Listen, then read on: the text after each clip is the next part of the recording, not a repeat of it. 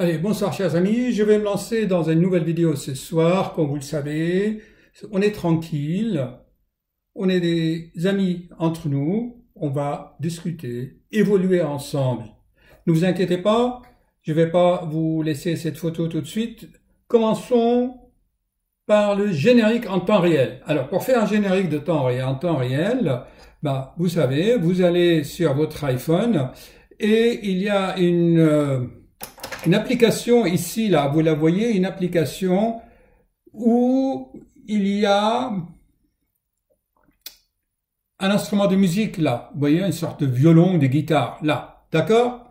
Alors, vous la prenez sur votre iPhone, vous cliquez sur l'iPhone, la voilà, et je vous avais composé une petite musique créative dans les magasins parisiens de l'Apple Store. Vous savez, il y a des formateurs qui vous aident à vous initier à la créativité. Vous voyez, vous cliquez là-dessus. Ensuite, je vais sur le cloud. Je vous avais préparé ce morceau. Écoutons-le ensemble. C'est ma première création. Voyons ce que ça donne. Bienvenue sur le E-chaîne de cardiologue Pierre du Cœur. Vous voyez, on a composé ça avec les formateurs. Ils sont très sympas, je vous le conseille.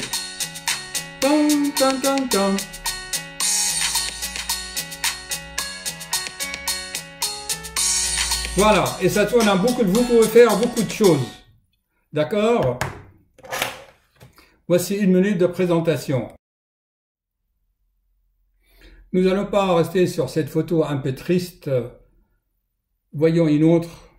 En fait, vous allez comprendre que je vais toujours vous parler du cerveau humain. Le problème actuel de l'humanité, c'est l'ego qui a fait développer les 5 sens et l'hypertrophie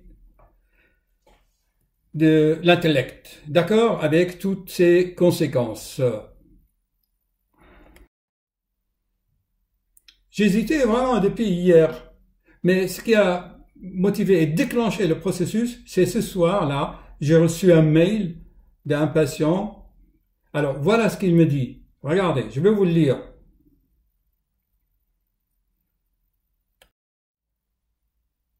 Alors, voilà ce qu'il me dit. Voici le traitement que je prends. La cordarone, un comprimé 3 par jour, ensuite 2 par semaine, l'oméprazole, la végécardine, les liquis. Donc, elle récite, ma glande thyroïde, ça va. Donc, il parle de tout ça, mais il dit rien sur son état.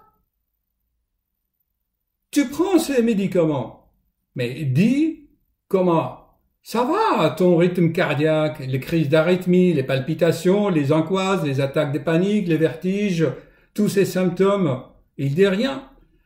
Alors, bien sûr, comme d'habitude, l'être humain,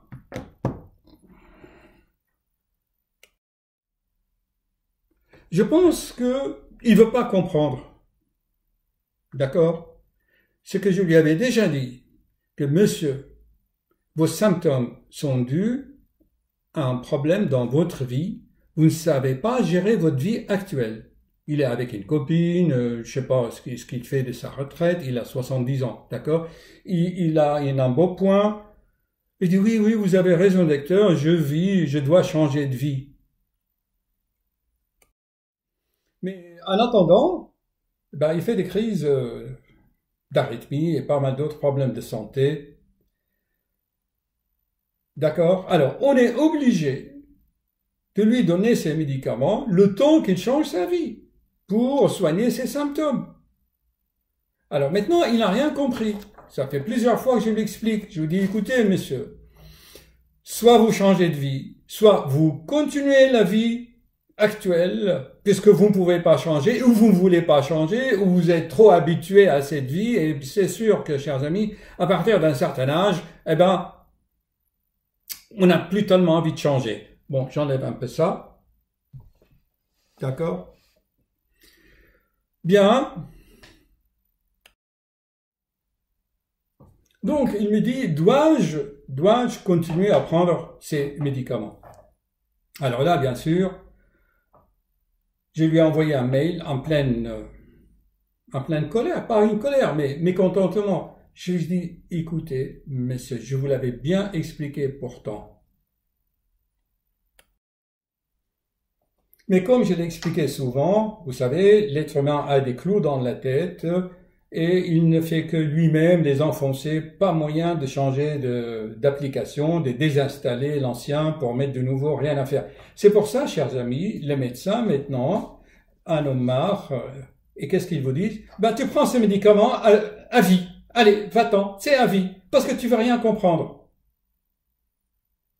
Ah, docteur, je dois prendre ces médicaments à vie? D'un côté, il manifeste son désaccord, si vous voulez. D'un côté, il veut continuer sa vie parisienne. D'un côté, il veut pas prendre des médicaments. À un moment donné, il n'a pas pris. Il a atterri au service des urgences en cardiologie. Donc, vous voyez, l'être humain, il sait plus.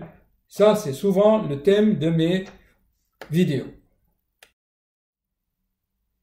Alors, voici le mail que je lui ai écrit un peu gentiment. Le but de la maladie, c'est de vous faire évoluer et que vous posiez des questions. Et vous posez les questions si vous devez continuer les traitements. Enfin, voyons, monsieur, réfléchissez, s'il vous plaît.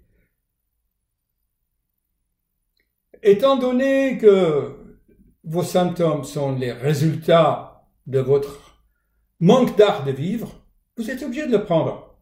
Et enfin, vous voyez, je me suis dit, fâché à la fin, je lui ai dit, écoutez, eh ben, ces médicaments, c'est à vie, tous les jours et à vie. Terminé. Il veut rien comprendre. Il veut pas faire d'efforts. Il veut pas évoluer. C'est comme les gens, tu dois m'aimer tel que je suis. Mais l'amour, s'il te fait pas évoluer, pourquoi tu aimes, alors pourquoi tu es à deux? Si la relation à deux ne te fait pas évoluer, puisque souvent certains disent, des hommes disent à des femmes, tu sais, ma chérie, tu dois m'accepter tel que je suis. Imbécile, stupido, non? Si tu dois rester tel que tu es, tu n'évolues pas. Donc voici le premier cas. Ne soyez pas étonnés quand vos médecins vous disent, allez, vous avez de l'hypertension, vous avez un ulcère, vous avez un machin, tous les jours et à vie. Ça, c'était le premier cas. Pour résumer ce premier cas, j'ai trouvé quelques photos. Les médicaments comme bouée de sauvetage. C'est sûr que dans certains cas, il faut prendre des médicaments à vie. Par exemple, si vous avez des déficiences au niveau hormonal, ben les hormones, il faut les compenser. Mais moi, je parle vraiment toujours de la même chose. C'est les gens qui ont des symptômes qui sont secondaires, qui sont la conséquence d'un manque d'art de vivre, le fait d'avoir 40 kilos en trop. Tout ce qui est, si vous voulez, qui a dépassé les limites naturelles. C'est-à-dire les erreurs que l'être humain fait et cause à lui-même des problèmes. Donc, le deuxième cas, c'était quoi? Je vais vous la trouver, le symbole, l'image. Voilà, je vous ai trouvé une photo sur Google, les femmes bavardes. C'est des femmes savantes. Écoutez, hier, j'ai reçu un message et ensuite une discussion sur Messenger. Une jeune femme, la quarantaine, n'a pas arrêté de parler de sa vie, de ses blessures d'enfance, de son père qui est mort de sida, de l'autre qui était homo, de l'autre qui était enterré sans sépulture. Tac, tac, tac, tac, tac, tac. C'est un véritable moulin à paroles. Je l'ai écouté pendant 40 minutes, je vous assure, j'avais la tête comme ça, elle m'a saoulé. Donc, moi, je la critique pas, c'est qu'il y a des raisons pour cela. Après quelques questions, on a compris qu'elle vivait seule, qu'elle s'ennuyait à mourir, qu'elle avait des problèmes avec sa fille, et là vous allez voir pourquoi je vous avais mis la photo de l'enfant avec ses capteurs sur la tête, c'est pour enregistrer l'électroencéphalogramme, c'était un enfant épileptique qui fait des crises de convulsions. D'accord? Des crises convulsives, tonico-cloniques. À propos de la parole, j'en ai déjà fait beaucoup de vidéos et il y a 3 ans, la conférence sur le silence. si vous voulez, la représentation de l'appareil de la parole, la mâchoire, la langue, au niveau du cerveau, il a une très large présentation neuronale. Vous voulez que je vous montre ça? Une minute. Vous voyez, chers amis, si vous faites une coupe dans le cerveau humain, je veux dire pas animal parce que l'animal ne parle pas, vous faites une coupe. Ça, c'est le cortex. Vous voyez par exemple les doigts, les orteils. Ils sont représentés par peu de choses, hein, d'accord? Et puis vous avancez, et puis vous voyez bien que au lobe frontal, eh bien, la langue et le visage prennent une très grande surface, c'est-à-dire un nombre de neurones très grand, d'accord? Donc, quand quelqu'un parle, c'est qu'il a une activité cérébrale intense quand même, et il veut exprimer quelque chose. Alors, il faut aller au-delà de la chose. J'ai compris qu'en fait, c'était une femme en souffrance. Et toujours la même chose, c'est qu'il culpabilise ses parents, son entourage, son environnement. Chers amis, j'arrête tout de suite. La personne qui fait des reproches à son entourage, à ses parents, parce qu'il est dans cet état, il oublie que c'est un ignare, c'est un ignorant, et nul n'est censé ignorer les lois cosmiques, les lois de la création, l'ordre naturel des choses. Ce sont des lois. Il oublie par ignorance des lois que c'est lui en fait qui a choisi la famille dans laquelle il s'est incarné, le pays, le temps, l'époque et tout l'environnement qu'il a choisi. C'est lui qui s'était programmé avant sa naissance. Avant, il se réincarne pour valider une certaine karma. Bon, en tous les cas, tout n'est pas maktoub quand même. Il peut, à chaque instant de sa vie, il peut changer son destin. J'ai fait beaucoup de vidéos là-dessus. Chers amis,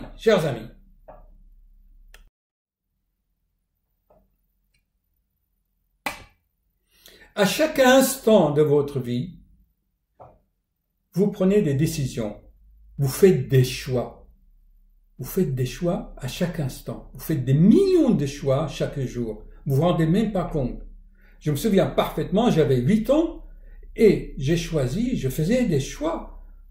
J'aimais l'anatomie, on nous apprenait à 8 ans la biologie, la physique, déjà, on commençait déjà. J'aimais tout ce qui était science et j'ai fait le choix, jour après jour, jusqu'à arriver au top, au summum, qui est la médecine et être médecin. Donc, vous faites des choix. Et si la vie telle que vous la vivez actuellement, c'est le résultat, la conséquence de tous les choix, de toutes les décisions que vous avez prises dans votre vie, et que vous n'avez pas osé prendre par peur. Ça rejoint notre vidéo d'hier. Par peur, vous n'avez pas pris les bonnes décisions, vous vous trouvez dans la merde. Ce qui était le cas de la femme. Regardez, docteur, je suis dans le ténèbre, docteur, regardez. Je suis dans le caca. Voilà, ils le disent. Mais c'est ta faute parce que, par peur, tu n'as pas pris les bonnes décisions. Tu as écouté plutôt ton intellect que ton cœur. Ce que j'aimais toujours dans mes génériques, vous vous souvenez, Steve Jobs, il dit, écoute ton cœur. Et il n'est jamais trop tard de corriger la direction. D'accord? Et au final, je vais vous donner un conseil d'un très grand sage et que je l'ai vécu personnellement. Quand vous voulez dire quelque chose, ne répondez pas tout de suite, comptez jusqu'à 10. Il y en a qui pensent, qui réfléchissent avec leur langue. Je l'ai déjà expliqué ça. Psst. Ils ne prennent même pas de recul. Quand quelqu'un vous pose une question, vous discutez, je compte jusqu'à 10, j'intègre et ensuite je réponds. Mais là, c'était un arc réflexe.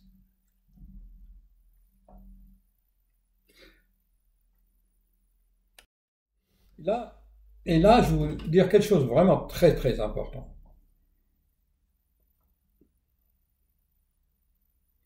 Quand vous voulez dire une chose, réfléchissez. Ce que je vais dire, est-ce que c'est beau? Est-ce que ça va faire du bien à l'autre? Est-ce que ça va le faire progresser? Tu as quelqu'un qui a investi du temps et de l'attention pour t'écouter. Tu ne vas pas encore le faire régresser et le saouler par tes problèmes, par tes blessures du passé. Les blessures de l'enfance, chers amis, c'est horrible. On en a tous des blessures. Mais ce n'est pas la peine d'aller blesser aussi l'autre. Ça sert à quoi de dire que ton père avait le sida, que l'oncle était homo, que l'autre... Il n'y a que des mauvaises choses. Elle n'a sorti que les mauvaises choses. Peut-être son père avait d'autres qualités, mais elle s'est fixée que les mauvaises qualités, vous voyez, chers amis. Elle dit, c'est pas parce que je suis thérapeute que je dois aussi tout écouter. Alors, pour conclure, une fois, j'avais une amie, elle était tombée dans le coma, et elle rentrait à l'hôpital. Brusquement. De la nuit. Ok? Elle avait un fils. Ce fils était très loin. C'est un ingénieur du son qui était très loin, il était en mission. Elle avait des cousins, des cousines, des nièces, un beau-frère, une sœur en province, partout en France, vous savez, les grandes familles françaises. Ok. Moi, personnellement, je n'ai prévenu que sa sœur. Et j'ai dit à sa sœur, écoute, voilà, ta sœur est à l'hôpital, elle est actuellement dans le coma, je te tiendrai au courant, mais s'il te plaît, garde ça. Ne répands pas la nouvelle partout, ce n'est pas intéressant de dire à tout le monde que, tiens, voilà, ma sœur est dans le coma, elle a fait ça, elle a fait ça. Tu vas horrifier les gens. Ok? Attendez. Je lui dis, écoute, tu es sa sœur, sa grande sœur, dès que ça va mieux, je te dirai tout d'une façon détaillée et on dira aussi à son fils. Mais pas tout de suite. On dira tout, mais pas tout de suite. Vous savez ce qui s'est passé, chers amis? Dans les 48 heures, toute la France a connu les cousins, les cousines, les nièces, le bof et son fils, je ne sais pas où il était, dans un pays lointain. Il me téléphone. Oui, il m'a traité tout le long. Oui, tu veux pas me prévenir? Je dis, imbécile, stupide. Est-ce que c'est utile que je te prévienne alors que tu es en mission quelque part? Et ça sert à quoi? Qu'est-ce que tu peux faire pour elle alors que ça sert à quoi de te dire que c'est ça? Mais en France et dans beaucoup de gens, chers amis, je vous assure, c'est une forme de violence d'aller prévenir quelqu'un de mauvaises choses, comme ça. Je dis, écoute, moi je t'aurais prévenu quand ta mère serait sortie du coma, qu'on va plus clair, mais en tous les cas, je t'aurais prévenu au moment opportun. D'accord? Parce que chaque chose a son temps. D'accord? Cela ne sert à rien d'aller que tu es dans un pays en train de faire des choses extrêmement précises, que tu vas pas pouvoir dormir la nuit et tu vas en plus envoyer des mauvaises pensées qui vont entourer ta mère parce que les gens vont envoyer des mauvaises pensées, négatives, négatives, négatives. Et au lieu de rester une semaine dans le coma, elle va rester un mois. Vous voyez à quel point ça joue, chers amis? C'est très important ça, les pensées. C'est pour ça, je vous ai mis là l'enfant et on va y arriver doucement. Alors, donc je vais sur photo et voilà. Donc je vais le... Vous voyez, c'est très important. Je fais tellement de vidéos sur les ondes de cerveau, je vous mettrai des liens. Je vous mettrai des liens. Vous voyez cet enfant, si jamais vous lui envoyez des pensées de peur, d'inquiétude, eh ben, il est sensible, il va tout capter. Et vous l'enfoncez.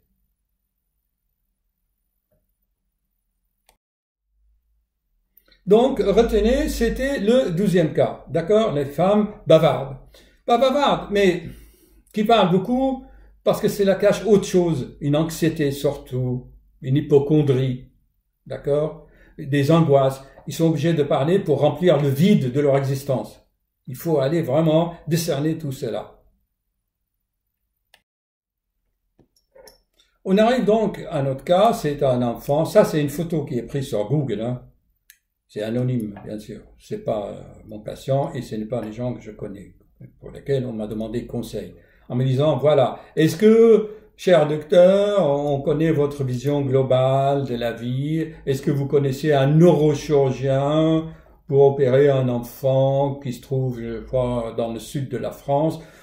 Et voilà, quel est le problème? Il a 6 mois, il fait des crises convulsives, d'épilepsie, et on trouve rien. C'est ça la grande question. IRM normal, électroencéphalogramme normal, prise de sang normal, tout est normal et pourtant il convulse. Et ça inquiète ses parents. Je souhaite à personne, bien sûr, les crises d'épilepsie. Jules César, lui, il était épileptique. On était souvent obligé de le mettre un bâton ici. J'en ai vu personnellement quelques crises horribles. Moi-même, je mettais le bâton pour qu'il ne se morde pas la langue et qu'il ne casse pas leurs dents, tellement il convulse et il se serre. Ensuite, il respire et vous savez, il suffit de regarder une vidéo sur YouTube, vous savez, vous verrez ce que c'est une crise d'épilepsie. Alors, j'ai posé quelques questions. Écoutez, quand même, quand tout est normal, ok, c'est qu'il y a autre chose, qui sont les irradiations du sang. Donc, je répète, hein, les examens sont normaux. Quand un enfant comme ça, de 6 mois convulse, je dis aux parents des conseils. Cherchez l'excellente, la bonne position pour coucher l'enfant. Chaque enfant doit être couché d'une façon correcte. Vous allez sur YouTube, il y a des grands pédiatres qui ont écrit comment coucher un enfant. Mais dans des cas comme ça, ou en général, je conseille personnellement que l'enfant soit couché sur le côté et on le maintient par des oreillers. Et surtout, surélevé légèrement. Parce que l'enfant reflue facilement. Et quand il reflue, il fait des apnées. Parfois, il meurt subite. Toujours par le système vague, que j'ai bien expliqué dans d'autres vidéos. De nos jours, vous pouvez télécharger des applications pour surveiller le sommeil, le ronflement et surveiller votre enfant, d'accord? Parce que quand tout est normal, c'est qu'il y a un problème dans l'art de coucher l'enfant, dans l'art de le nourrir, d'accord? Alors revenons maintenant à notre histoire. J'ai fait beaucoup de vidéos là-dessus, sur l'ultime secret de l'univers, sur les divinités, sur surtout les irradiations du sang. Et donc, personnellement, je suis convaincu, et je le vis à chaque instant, c'est quand tout est normal, même la prise de sang. Vous savez, un enfant peut convulser pour une petite poussée de fièvre. Quand il fait ses dents, il fait un peu de fièvre, il fait un peu d'inflammation, il peut convulser un peu. Ou s'il a d'autres infections, des otites, etc. Quoique, à la base, tout ça, c'est des regurgitations. Dans le cas présent, je crois que la mère a dit qu'il avait de l'infection. D'accord? Mais tout est réglé.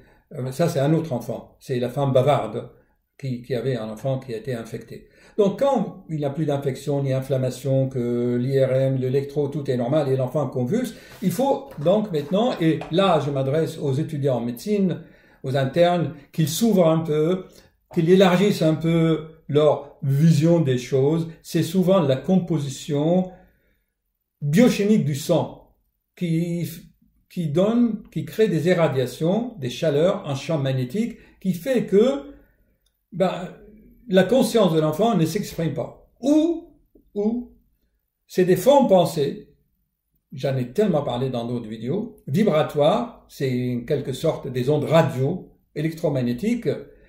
Étant donné que l'enfant a une composition de sang spéciale, je vous le dirai dans le cas présent, le deuxième enfant, eh bien, il y a une sorte de parasitage et le cerveau ne sait pas. Quand il y a une crise d'épilepsie, c'est que le cerveau décharge de l'électricité dans tout le cerveau comme un ouragan, vous voyez, et bien sûr, tous les muscles se contractent. Donc, ce que je préconise, quand un enfant, dans ce cas-là, vous vous souvenez, là, je vais vous dire, vous vous souvenez, je vous avais fait beaucoup de vidéos sur les extrasystoles, les palpitations, les arythmies à cœur sain. Et j'avais bien expliqué que quand le cœur est sain, vous cherchez ailleurs. C'est qu'en fait, les symptômes sont dans le cœur, mais la cause est ailleurs. Les conséquences, les manifestations, les symptômes sont au niveau cardiaque, mais le problème n'est pas dans le cœur. Est-ce que vous, un jour, les gens vont comprendre cela? Même le mail qu'il m'a envoyé ce patient n'a rien compris. J'ai beau lui dire que, monsieur, les symptômes sont dans le cœur, mais les causes sont ailleurs. La relation de cause à effet ne peut pas être directe. La cause peut être lointaine. Par exemple, Tchernobyl, vous connaissez. Eh bien, il y a eu des nuages radioactifs dans le sud de la France même. Donc, la cause peut être loin de la conséquence. Il faut un peu de discernement quand même. Donc, quand le cerveau est normal et sain, il faut chercher donc dans les irradiations du sang.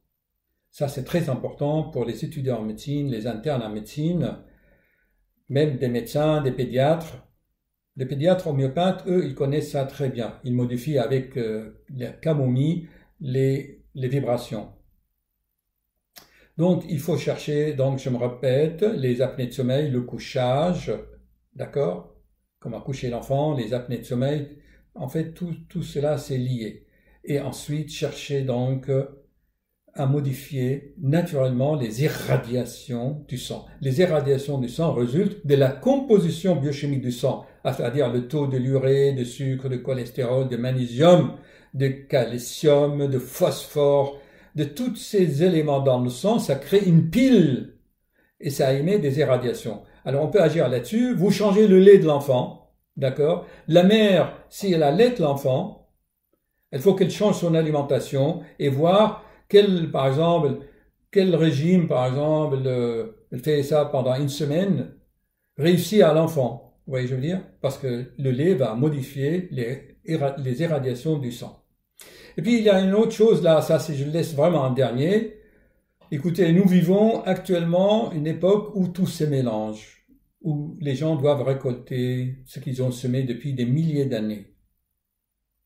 Actuellement, il y a beaucoup de mélange ethnique. Ça veut dire un Africain, un charmant jeune homme africain peut tomber amoureuse d'une Suédoise. Il n'y a pas de mal à ça. D'accord? Seulement l'enfant qui va arriver entre une Suédoise et, par exemple, un beau et grand Sénégalais, il va avoir des vibrations de sang spéciales. D'accord? Donc son esprit ne pourra pas s'exprimer, ou elle va s'exprimer d'une façon encore 1000 fois plus grande. Soit vous aurez un enfant de génie, soit... Bon. Donc il faut réguler tout cela. Est-ce que c'est clair? Ce que je viens de dire, ça ne doit pas choquer, et de ma part, c'est nullement subjectif, c'est vraiment scientifique. Et c'est logique, c'est une question de bon sens. En tous les cas, l'enfant lui-même a choisi une telle irradiation entre une Suédoise et un beau, grand et costaud sportif africain. Ça donne des enfants qui ont des nouveaux talents, si vous voulez, des capacités inconnues pour l'instant. Et ça va se faire de plus en plus parce que notre planète va devenir le même village, un grand village où les humains vont se promener et il y aura donc un peuple, un très grand peuple avec des diversités en fonction de la géographie. Car chaque terre va donner des éléments, des compositions spéciales du sang. Et donc, les talents vont s'exprimer un peu partout sur notre planète. Et ça peut aller aussi dans l'autre sens, bien sûr. C'est pour ça, actuellement, bien sûr, il y a plein d'autres facteurs, les vaccins, les médicaments, enfin, plein d'autres facteurs qui fait qu'il y a beaucoup d'enfants actuellement, hyperactifs, autistes, et pas mal des symptômes bizarres encore, mais que la médecine actuelle ne comprend pas. Par contre, si on réfléchit avec ce que je viens de dire sur les irradiations du sang, la composition chimique du sang, la composition chimique est normale, mais à des taux, par exemple, tenez, je vous donne un exemple. Nous avons tous la sérotonine, la dopamine, l'ocytocine, l'adrénaline, l'acétylcholine. Nous avons exactement les 8 milliards d'individus sur Terre, on a les mêmes neurotransmetteurs. Mais pourquoi on n'a pas tous la même personnalité? Voilà, c'est ça l'idée. D'accord? Parce qu'il y a d'autres facteurs qui rentrent en jeu. L'environnement surtout, et tellement d'autres facteurs. Voilà. Et dans le cas actuel, voilà quelques explications. Je vous mettrai des liens sur mes vidéos sur les irradiations du sang, l'ultime secret de l'univers. Je parle de tout ça, par exemple, c'est scientifique. Pour guérir, par exemple, des enfants qui ont de la jaunisse quand ils naissent, on expose leur peau, on les met dans des couveuses avec de la lumière. et ça guérit la jaunisse des enfants. Vous voyez l'effet de la lumière, des vibrations sur le sang. On nettoie le sang des enfants qui ont de la jaunisse, des ictères à la naissance. J'ai fait une vidéo là-dessus. Allez, je vous mets ma générique créative de la soirée. Ouais, bien sûr, on va enlever ça. Bon, j'ai été un peu long, mais il fallait que je vous dise tout ça.